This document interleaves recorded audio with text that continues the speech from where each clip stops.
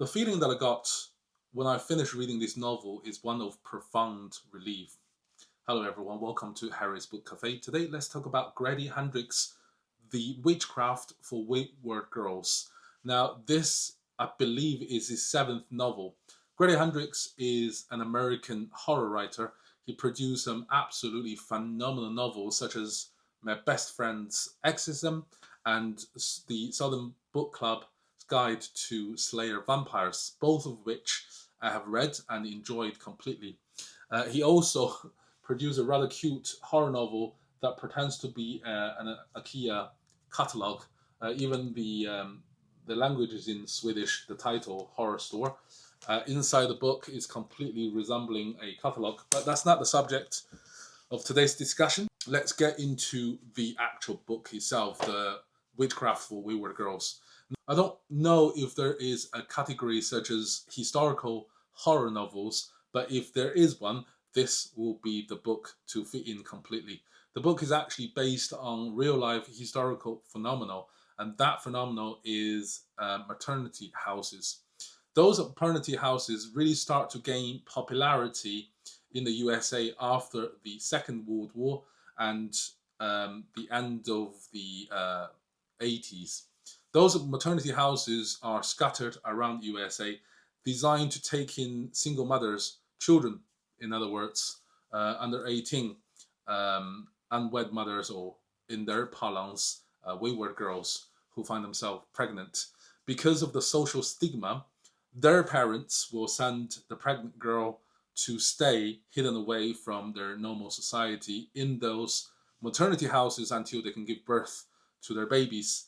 As soon as the baby were born, those babies then will be given to willing adapted families. Now, it is estimated between the Second World War, after the Second World War, to all the way to the 80s, there were at least 2 million children given up for adoption in the USA. Now, this story is based those single mothers. It is a story of love lost, of friendship and betrayal. The story centers on four main protagonists, four pregnant young girls, and they find themselves being alienated in their existing society, and their family push them into this, what they called home with a capital H. It basically is a maternity house where they are being hidden away from society. Now, the proprietor of the home is a very strict woman who believed wholeheartedly in the Christian doctrination value.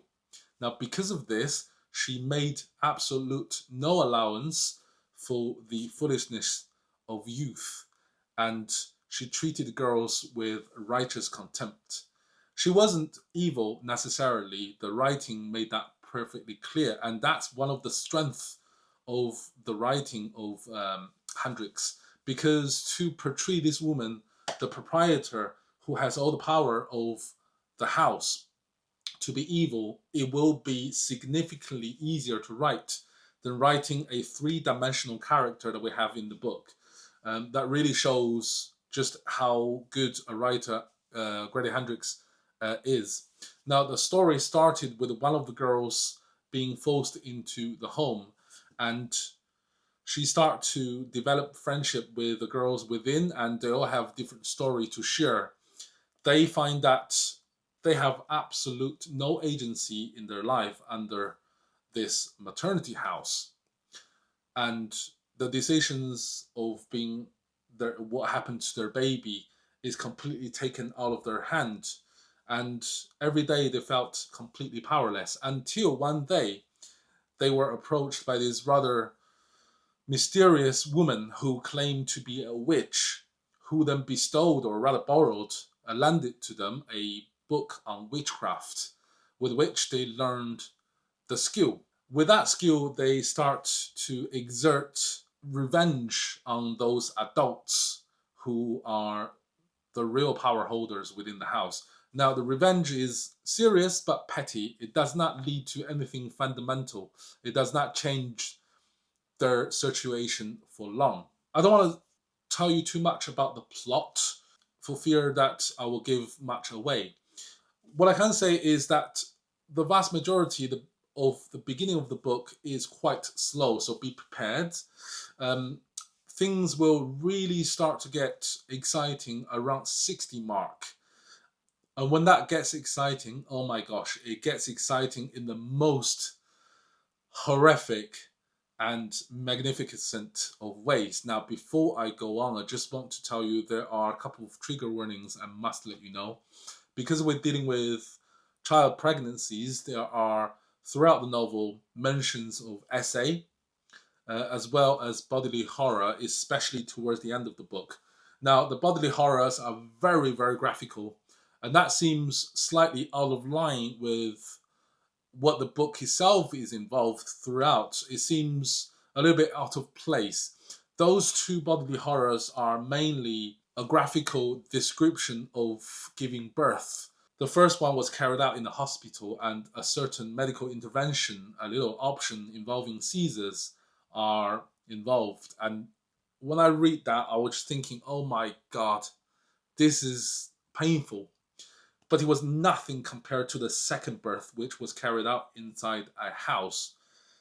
And that is 21 pages long of struggle, torture, not torture, but torture as in giving birth, natural way. When I read that chapter, I found myself couldn't continue all the way to the end. I had to take a breather, so I put the book down, went out for a walk, and came back. And that was the only way for me to actually continue reading that chapter. It was so stressful, so stressful, and that's why I said in the beginning, when I finished the book, the feeling that I got was one of profound relief.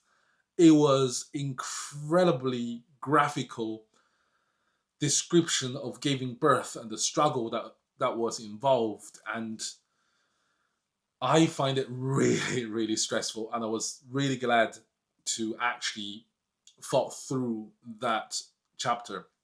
There are also descriptions of witchcraft rituals which involved in paying a blood price. If you want your revenge to be successful or powerful, it has a direct correlation with how much pain you are willing to inflict upon yourself. And one of the passage involved this girl who absolutely hate the adults in this maternity house, and she using a knife to pierce or to chop away her fingernails, all 5 fingers. And when I reading that, I was like, oh, you know what I mean? You got the feeling, it just, it's painful. You feel it. It's a very, very enjoyable book if you can put up with what I have just told you, as well as the rather slow build up in the beginning of the book.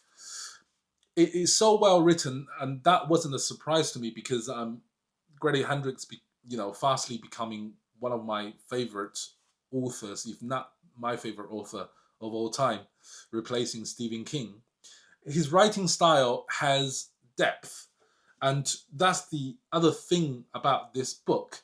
It is actually based on historical phenomena. When you close the last page, you felt you have read something that's not just for the value of entertainment.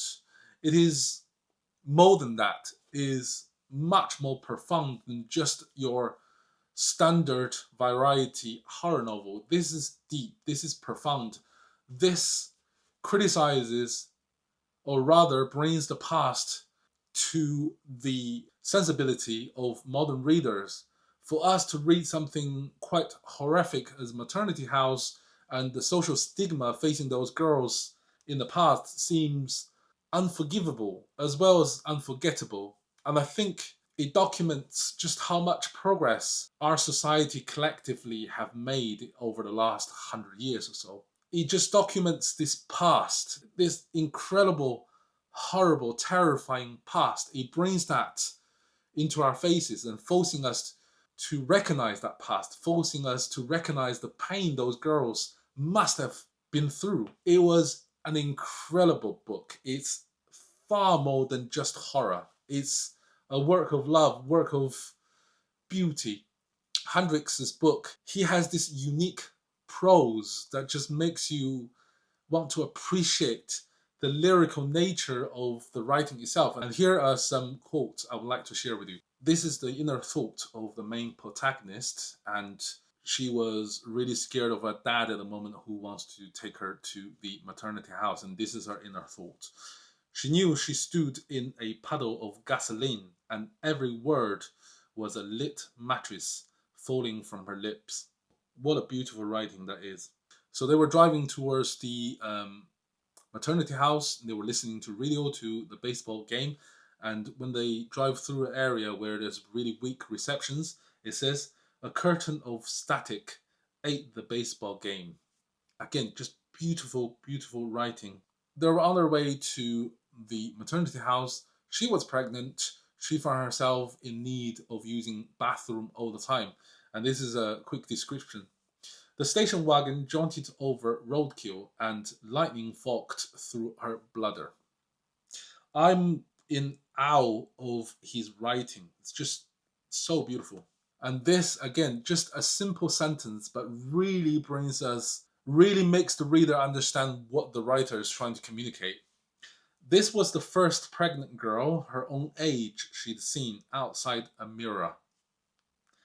Just beautiful writing. Inside those maternity house, the girls do require to work and cleaning and stuff, because they have to work in order to earn their keep, so to speak. And this is the description from the main protagonist. All morning long, as fans spun, the house crewed with an army of pregnant Cinderellas, scrubbing and whipping and washing and dusting until there wasn't a single dead water bug lying on its back or a speck of dust to be seen.